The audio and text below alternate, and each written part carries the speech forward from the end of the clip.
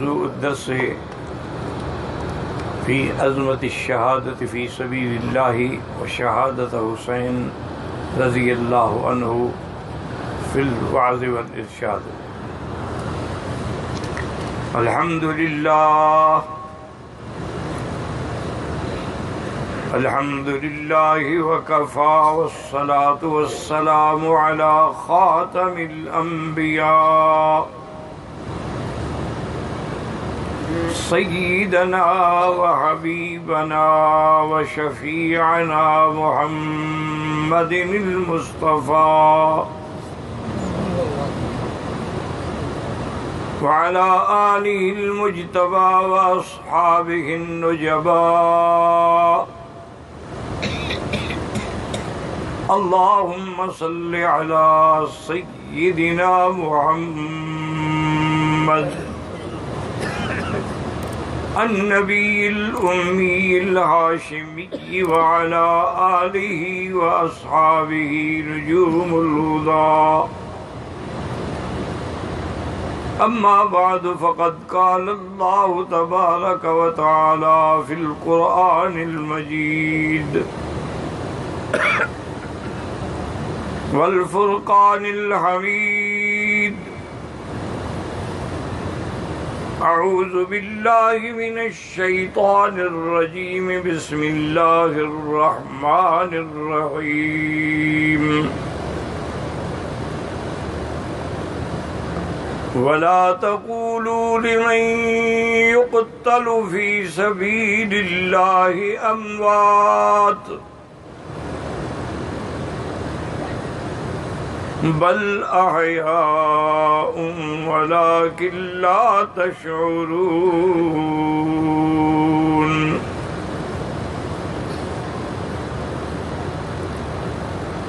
قال النبي صلى الله عليه وسلم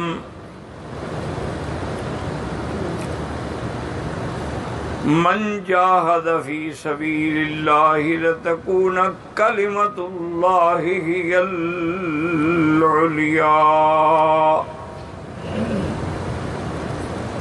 أو كما قال النبي صلى الله عليه وسلم. صدق الله العلي العظيم وصدق رسوله النبي الكريم ونحن على ذلك لمن الشاهدين ومن الشاكرين والحمد لله رب العالمين. رب اشرح لي صدري ويسر لي أمري واحلل عقدة من لساني يفقهوا قولي. رب زدني علما سبحانك لا علم لنا إلا ما علمتنا إنك أنت العليم الحكيم. برادران اسلام، واجب الاحترام بزرگوں، دوستوں، بھائیوں، عزیز نوجوانوں، محترمہ بہنوں، اللہ تبارک و تعالیٰ کے کلام مقدس میں سے آیات مبارکہ اور آقا انعامدار حبیب کبریا سیدنا محمد مصطفیٰ صلی اللہ علیہ وعلا آلہ واصحابہ وسلم تسلیما کثیرا کثیرا کے فرامین مبارکہ میں سے ایک حدیث تلاوت کی ہے. دعا کریں کہ اللہ تبارک و تعالی اس عاجز کو مال اہل صحت، عافیت کاملہ عاجلہ دائمہ اور حق بات بیان کرنے کی توفیق عطا فرمائیں. پروردگار عالم آپ کو سننے سمجھنے کی اور ہم سب کو مل کر حق پر چلنے کی توفیق عطا فرمائیں. پروردگار عالم تمام آنے والوں کی حاضری، حج، عبادات، زیارات، صدقات، خیرات منظور و مقبول فرمائیں. اللہ تعالیٰ اس بلد الامین کو ہر فتنے سے محفوظ فرمائیں. میں نے جو آیت تلاوت کی ہے اس کا تعلق جو ہے وہ شہادت سے ہے. اور یہ یاد رکھیں کہ اصل تو شاہد یا شہید کا معنی گواہی دینے والا، اسی لیے کوئی بھی معاملہ ہو تو لکھتے ہیں نا شاہد فلان شہود۔ تو جو اللہ کے راستے میں شہید ہوا، گویا اس نے اپنے عمل سے، اپنے ارکان سے، اپنی جان سے گواہی دی کہ میں اللہ کے نام پر قربان ہو رہا ہوں۔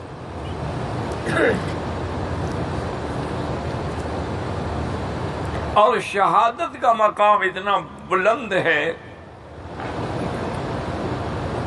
کہ اللہ نے قرآن پاک میں یہ فرمایا ہے کہ ان اللہ اشترى من المؤمنین انفسهم واموالهم بان لهم الجنہ یقاتلون فی سبیل اللہ ویقتلون وعدا علیہ حقا فی التوراۃ والانجیل۔ اللہ نے فرمایا کہ اللہ تعالی نے خرید کیا ہے۔ اب یہاں سمجھ لیں کہ ایک مشتری ہے خریدنے والا، وہ اللہ کی ذات ہے۔ ایک مبیع ہے یعنی بکنے والا، وہ مسلمان مجاہد ہے۔ اور ایک اس پر ثمن ہے کہ اس کی قیمت کیا ہے۔ تو اللہ نے فرما دیا کہ خریدنے والا اللہ ہے اور جان دینے والا مجاہد ہے، اور اس کا قیمت کیا ہے؟ بِأَنَّ لَهُمُ الْجَنَّةَ، ان کے لیے ہمیشہ کے لیے جنت کی دائمی راحت ہے۔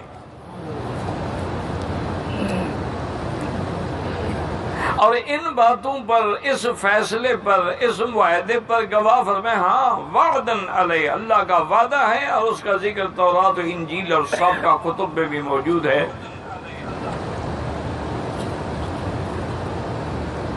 اور اسی طرح یاد رکھیں کہ شہادت جو ہے دراصل یہ اللہ کا انعام ہے۔ اللہ نے قرآن میں فرمایا نا، جیسے آپ نماز میں پڑھتے ہیں اہدنا الصراط المستقیم صراط الذین انعمت علیہم، ہمیں ان کا راستہ چلا جن پہ تم نے انعام کیا۔ اور وہ انعام والے کون ہیں؟ اولئک من یطع اللہ والرسول فاولئک مع الذین انعم اللہ علیہم، جن پہ اللہ نے انعام کیا۔ من النبیین پہلا مقام، صدیقین دوسرا، والشہداء۔ تو شہادت بھی اللہ کا انعام ہے۔ اور شہادت کا جذبہ جو ہے وہ انسان کے ایمان کی دلیل ہے۔ حضرت عمر بن الجموح حضور کے صحابی ہیں رضی اللہ عنہ، وہ بیچارے ایک جنگ کی وجہ سے ٹانگ میں کٹ گئی اور لنگڑے ہو گئے۔ جب جنگ احد کا اعلان ہوا، الرحیل الی جبل احد، ان کے 4 بیٹے تھے جوان ماشاءاللہ، چاروں بیٹے تیار ہوئے کہ حضور کا حکم ہے اور ہم احد جہاد کے لیے جاؤ۔ انہوں نے کہا مجھے بھی لے جاؤ۔ انہوں نے کہا ابا آپ ایک تو پاؤں سے لنگڑے ہیں، لنگڑا آدمی کیسے لڑے گا؟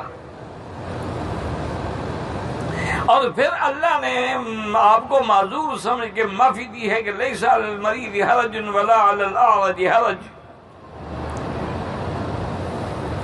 اس نے کہا دیکھو تم میرے بیٹے ہو، میرے اوپر احسان کرو، مہربانی کرو، مجھے لے جاؤ۔ میں چاہتا ہوں کہ میں اسی اپنے لنگڑے پن کے ساتھ جنت میں داخل ہو جاؤں۔ اولاد مجبور ہو گئی، ان کو لے گئے۔ جب وہ نکلا تو اس نے دعا کی، اللہم ارزقنی موت الشہادت فی سبیلک ولا تردنی الی اہلی۔ یا اللہ مجھے شہادت کی موت نصیب فرمانا اور مجھے اپنے گھر والوں کی طرف نہ لوٹانا۔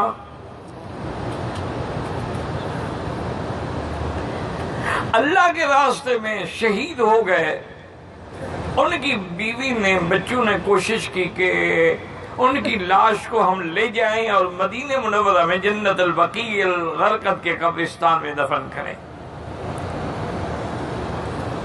لیکن جب اس کی لاش کو بٹھاتے اور اونٹ کو اٹھا کے مدینے کی طرف چلاتے، اونٹ بیٹھ جاتا۔ اور احد کی طرف چلاتے تو چل پڑتا۔ حضور صلی اللہ علیہ وسلم کی خدمت میں آئے، واقعہ بتلایا، حضور ہم تو چاہتے ہیں کہ ہم جنت البقیع الغرقد میں لے جائیں،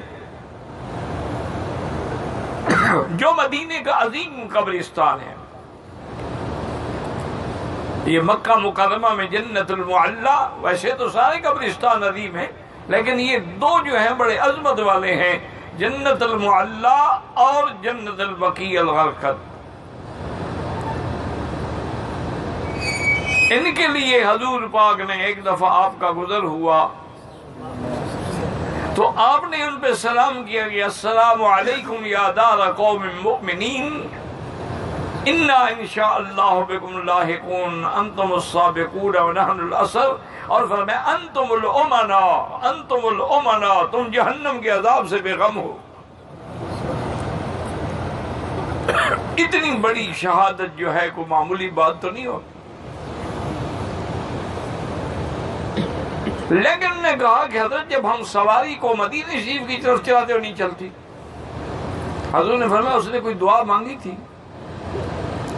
انہوں نے کہا ہاں دعا مانگی تھی کہ اللہم ارزقنی موت الشہادت فی سبیلک ولا ترد الی اہلی، اللہ مجھے شہادت کی موت بھی دینا اور مجھے اپنے گھر واپس نہ کرنا۔ انہوں نے کہا اسی وجہ سے اس کی دعا قبول ہوگی، اس کو احد میں دفن کرو۔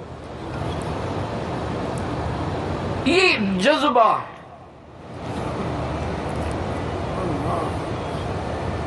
اسی طرح حضرت حنظلہ رضی اللہ تعالی عنہ کی شادی تھی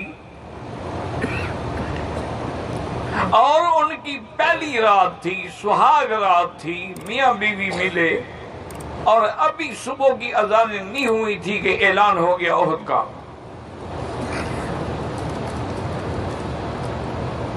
تو حضرت حنظلہ نے فوراً کپڑے پہنے، ہتھیار اٹھائے اور بیوی سے کہا کہ تمہیں پتہ ہے کہ مجھے غسل کی ضرورت ہے، میں حالت جنابت میں ہوں۔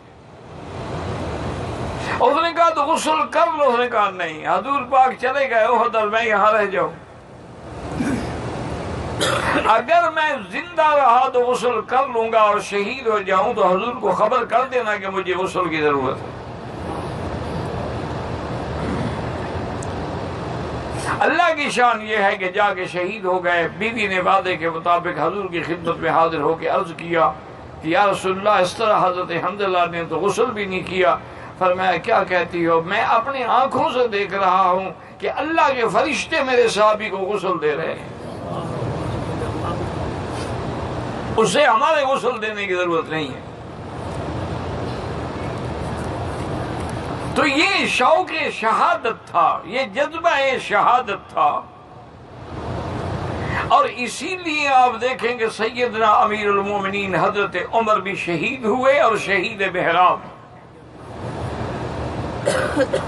سیدنا عثمان بھی شہید ہوئے اور مظلوم محصور مدینہ منورہ میں شہید ہوئے۔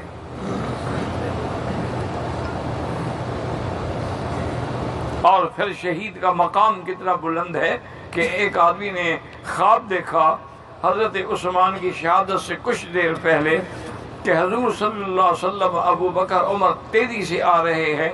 تو اس نے پوچھا حضور کیا بات ہے؟ فرمایا ہم عثمان کے استقبال کریے۔ اور ایک روایت میں یہ بھی آیا ہے کہ حضور پاک نے فرمایا کہ اللہ نے عثمان کی شادی کی ہے جنت میں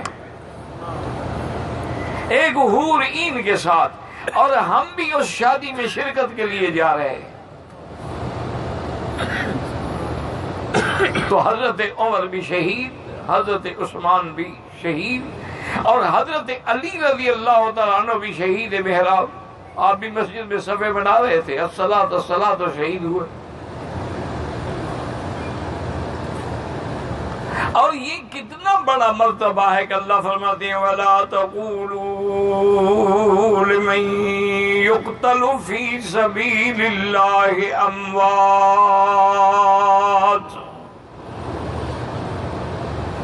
بَلْ أَحْيَاءٌ وَلَكِن لَّا تَشْعُرُونَ۔ اور دوسری آیت میں فرماتے ہیں احیاء عند ربهم یرزقون۔ يرزقون۔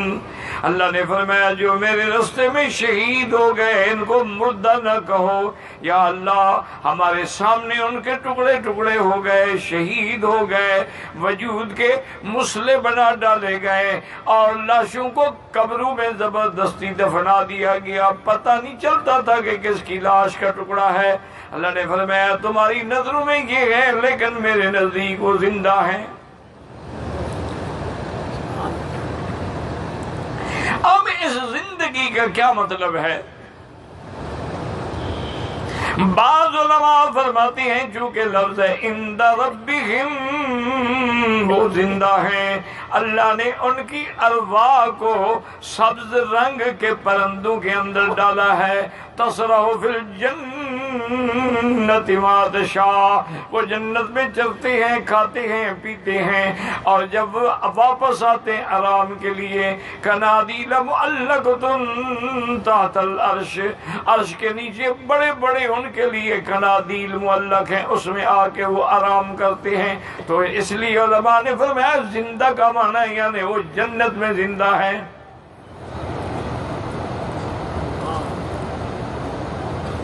کہ ان کے ارواح جو ہیں وہ پرندوں کے اندر ہیں۔ اور بعض علماء فرماتے ہیں کہ اگر اسی کا نام زندگی ہے تو ہر مومن کا روح جو ہے وہ علیین میں ہے، اور روح پر تو موت آتی ہی نہیں۔ یاد رکھو روح کبھی نہیں مرتی، مومن کی روح علیین میں، ان کتاب الابرار لفی علیین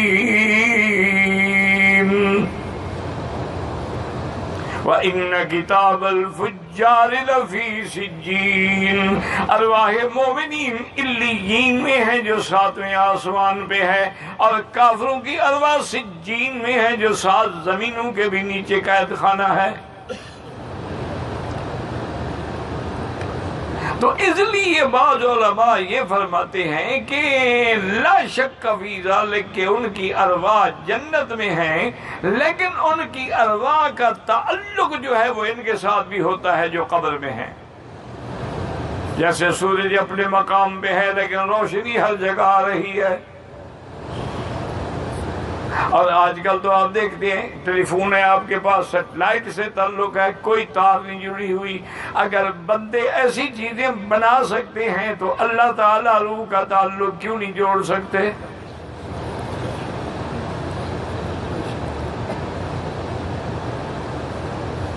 اب اسی میں اس لیے یعنی حتیٰ کہ بعض علماء اور اولیاء تو فرماتے تھے اگر شہید ہو جائے تو غم نہ کریں، وہ تو خوشی کی بات ہے۔ اور اسی میں نے کل عرض کیا تھا کہ جب حضرت معاویہ کی خلاف موت کے بعد یزید کو ولی عہد بنایا گیا، اس نے بڑی کوشش کی کہ کسی طرح مکہ اور مدینہ کے بڑے لوگ میری بیعت کر لیں، لیکن وہ راضی نہ ہوئے۔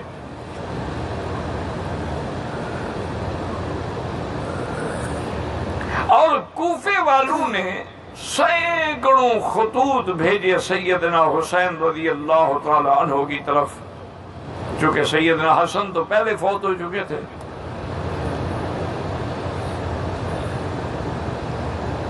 سیدنا حسین رضی اللہ تعالیٰ عنہ کو نے خطوط بھیجے کہ حضرت تمام اہل کوفہ آپ کی انتظار میں ہیں، آپ تشریف لے آئیں، ہم سب آپ کی بیعت کریں گے تاکہ آپ کی خلافت ہو جیسے حضرت حسن کی خلافت تھی،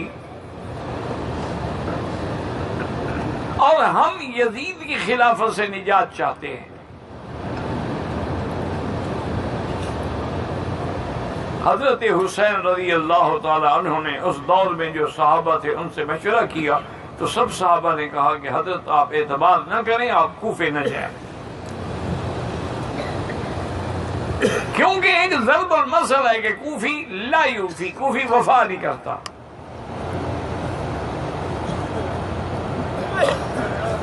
حتیٰ کہ بعض محدثین تو کہتے تھے کہ اگر کوئی راوی کوفی ہے تو خیال رکھنا کہ 99% تو جھوٹا ہوگا، 1% سچا ہو تو اس کا بھی نظر ضرور رکھنا۔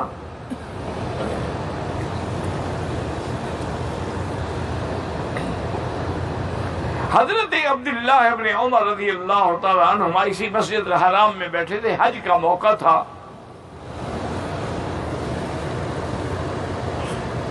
ایک آدمی آیا اور اس نے کہا کہ حضرت میں حج کے احرام میں ہوں، آپ دیکھ رہے ہیں، لیکن مشکل یہ ہے کہ ایک مچھر آ کے بیٹھا تو میں نے ایسے مچھر کو مارا تو مچھر بھی مر گیا اور اس کا خون جو ہے میرے بدن پہ بھی لگا اور احرام پہ بھی لگا۔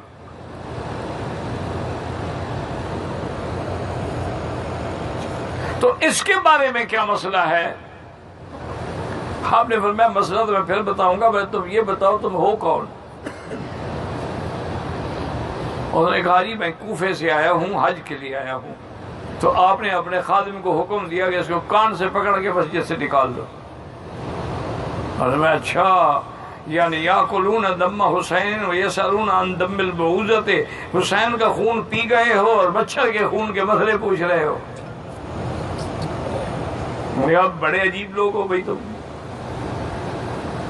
حضرت حسین کا خون تو تم ہضم کر گئے اور مچھر مر گیا ہے۔ جی مچھر کا مسئلہ، مر گیا کیا ہو گیا؟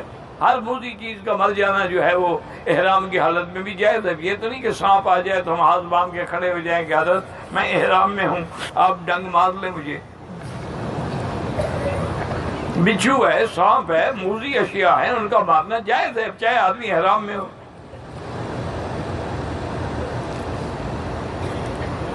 تو سیدنا حسین رضی اللہ تعالی عنہ نواسہ رسول سرکار دو عالم صلی اللہ علیہ وسلم کا پھول جو ہے، سب صحابہ سے مشورہ کرے، کسی نے بھی نہیں کہا کہ آپ کوفہ جائیں۔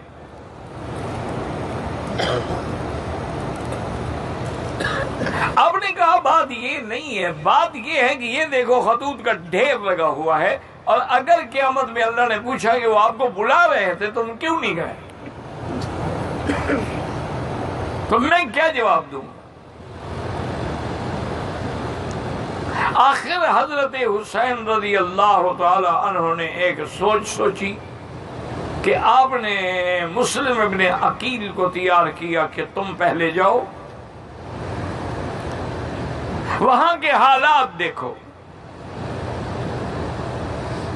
اگر وہ لوگ سچے ہیں تو مجھے خبر کرو، پھر میں بھی آ جاؤں گا، اس وقت تک تم معاملات کو کنٹرول کرو۔ حضرت مسلم ابن عقیل نے عرض کیا کہ حاضر۔ جب حضرت مسلم ابن عقیل خدا کی شان ہے جانے لگے، ان کے دو چھوٹے بچے تھے، انہوں نے کہا ابا جان ہم بھی چلیں گے۔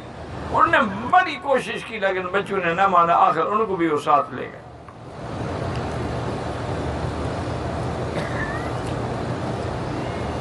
جب مسلم ابن عقیل کوفہ پہنچے تو اتنا بڑا فقید المثال استقبال ہوا کہ سارا کوفہ نکل کے باہر سڑکوں میں کھڑے تھے، استقبال کر رہے تھے، خوشیاں منا رہے تھے۔ اور پھر جامع مسجد میں آپ کے ہاتھ پہ تمام کوفے والوں نے بیعت کی۔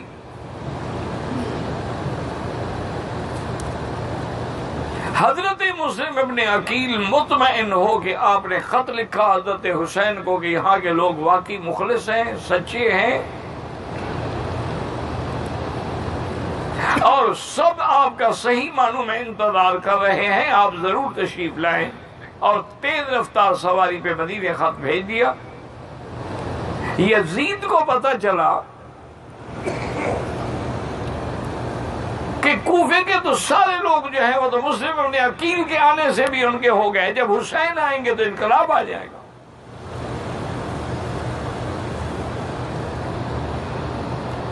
تو یزید نے فوری طور پہ وہاں کا جو گورنر تھا اس کو تبدیل کیا اور ابن زیاد کو گورنر بنا کے بھیجا اور حکم دیا کہ سختی سے کنٹرول کرو۔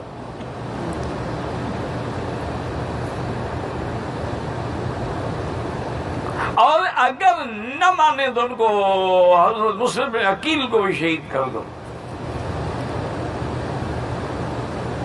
ابن زیاد بڑا سخت آدمی تھا، وہ آیا اور اس نے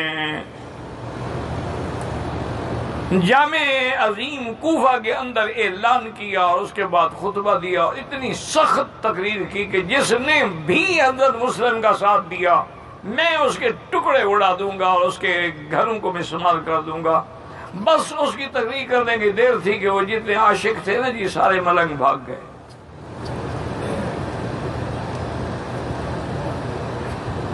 اب اکیلے حضرت مسلم بن عقیل رہ گئے، کوئی کوفے کا گھر پناہ دینے کے لیے بھی تیار نہیں۔ ایک مخلص تھے حضرت ہانی ابن عروہ، انہوں نے کہا حضرت مسلم بن عقیل سے کہ آپ میرے گھر میں چلیں۔ حضرت بھی مجبور تھے، ان کے گھر میں آئے۔ ابن زیاد نے اس کو بلایا کہ تم نے کیوں پناہ دی ہے؟ اس نے کہا آل رسول ہیں، صبت رسول ہیں، چلو ہم بیعت نہ کریں، ان کا ساتھ نہ دیں، لیکن یہ تو نہیں ہے کہ ہم ان کو پناہ بھی نہ دیں۔ اس نے کہا مسلم بن عقیل کو میرے حوالے کرو۔ اس نے کہا میں زندگی میں حوالے نہیں کر سکتا۔ اور نے کہا پر تم بھی مرنے کے لیے تیار ہو جاؤ۔ ابن زیاد نے اپنا خصوصی دستہ بھیجا اور انہوں نے آ کر ہانی ابن عروہ کو اور مسلم ابن عقیل کو ان کے دونوں معصوم فرزندوں کے ساتھ شہید کر دیا۔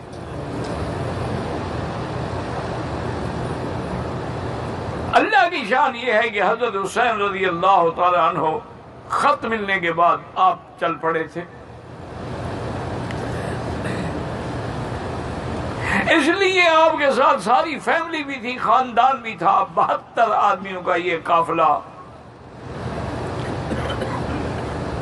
مدینہ منورہ سے روانہ ہوا اور کرب و بلا کی طرف بڑھتا رہا۔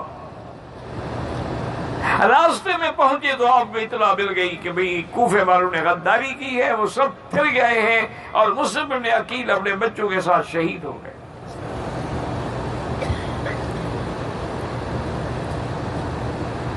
حضرت سیدنا حسین رضی اللہ تعالی عنہ نے اپنے سارے ساتھیوں کو خطبہ دیا اور فرمایا کہ دیکھو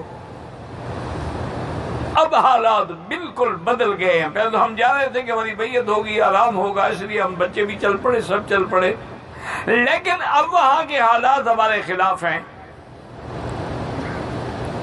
لہذا میں اپنے سب ساتھیوں کو، گھر والوں کو اجازت دیتا ہوں کہ یہیں سے وہ مدینہ شریف لوٹ جائیں۔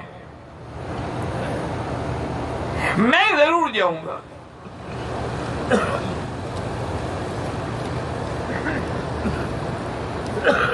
اصل وجہ یہ بھی تھی کہ حضرت آقا انعامدار صلی اللہ علیہ وسلم نے زندگی میں ایک دفعہ خواب دیکھا تھا۔ جب خواب سے بیدار ہوئے تو آپ کے چہرے پہ بڑے غم کے اثرات تھے۔ تو بی بی ام سلیم نے پوچھا کہ حضور کیا بات ہے؟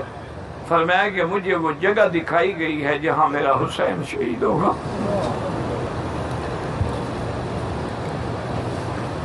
فرمایا سرخ رتیلا میدان ہے، وہاں حضرت حسین شہید ہوں گے۔ اس لیے حضرت حسین نے چونکہ یہ خواب سنا ہوا تھا، انہیں یقین تھا کہ میرے نانے کا خواب سچا ہے۔ فرمایا میں تو ہر حال میں جاؤں گا، لیکن سب نے انکار کر دیا۔ انہوں نے کہا جی ہم بھی آپ کے ساتھ جائیں گے۔ اب یہ قافلہ بڑھتا رہا اور ابن زیاد کی فوجیں بھی ہر طرف سے گھیرا ڈالتی رہیں۔ جب ان کا گھیرا تنگ ہو گیا تو حضرت حسین نے فرمایا کہ ابن زیاد کو میرا پیغام دو کہ میری 3 شرطیں ہیں، اگر مان لو تو۔ پہلی شرط تو یہ ہے کہ میں جہاں سے مدینہ سے آیا ہوں مجھے واپس مدینہ جانے دو، میرا راستہ نہ روکو۔ اور دوسری شرط یہ ہے کہ تم کسی دوسرے علاقے میں، یعنی شام کی طرف نہیں، کسی اور ملک کی طرف، اسلامی ملک کی طرف مجھے راستہ دے تو میں وہاں چلا جاؤں۔ اور تیسری شرط یہ ہے کہ مجھے خود یزید کے پاس جانے دو، میں خود یزید سے بات کروں۔ حالانکہ انتہائی معقول شرائط تھے حضرت حسین کے، اسی لیے حضرت حسین مظلوم ہو گئے کہ انہوں نے تو 3 شرطیں سامنے رکھ دی، ورنہ لوگوں کو تو یہ موقع بھی ملتا تھا کہ جی حضرت حسین نے بغاوت کیوں کی، یزید اچھا ہو یا برا ہو اس کی بیعت ہو چکی تھی، اور اسلام یہ کہتا ہے کہ جیسا بھی ہو اسمع ہوا تھی وہ اس کو سنو اور اس کی اطاعت کرو۔ تو اب حضرت حسین کی کوئی بغاوت نہیں ہے، بلکہ ان کو بلایا گیا، بلانے پہ جا رہے تھے اور اس کے بعد نے 3 شرطیں دے دی کہ یا تو میری خود بات کرنے دو یا مجھے واپس جانے دو، لیکن ابن زیاد نے 3 شرطوں سے انکار کر دیا۔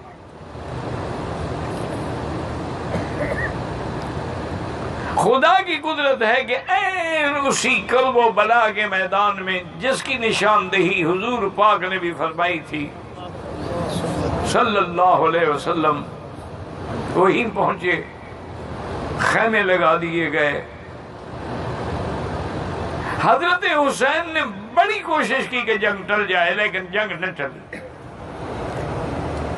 کیونکہ وہ تو یہی ارادہ کر کے آئے تھے نا کہ ہم حضرت حسین کو شہید کریں اور یزید سے ہم انعام لیں گے۔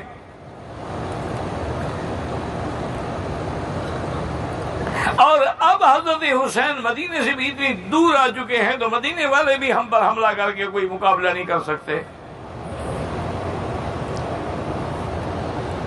جب بالکل گھیرا تنگ ہو گیا تو حضرت حسین کے ساتھیوں نے میدان میں نکل کے مبارزت کی، اور ایک ایک ساتھی نے وہ جوہر دکھائے اپنی بہادری کے کہ دنیا اش اش کر اٹھی۔ آخر میں حضرت کے بڑے بیٹے حضرت علی اکبر بھی میدان میں آ گئے۔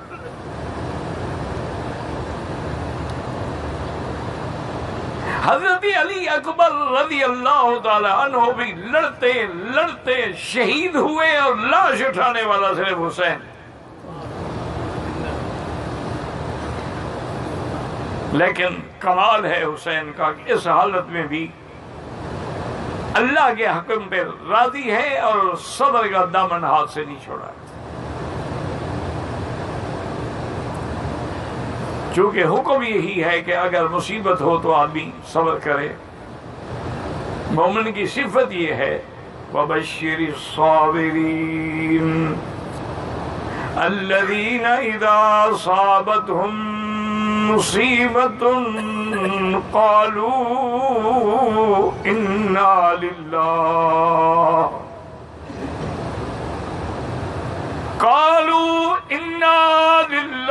وَإِنَّا إِلَيْهِ رَاجِعُونَ أُولَئِكَ عَلَيْهِمْ صَلَوَاتٌ مِّن رَّبِّهِمْ وَرَحْمَةٌ وَأُولَئِكَ هُمُ الْمُهْتَدُونَ۔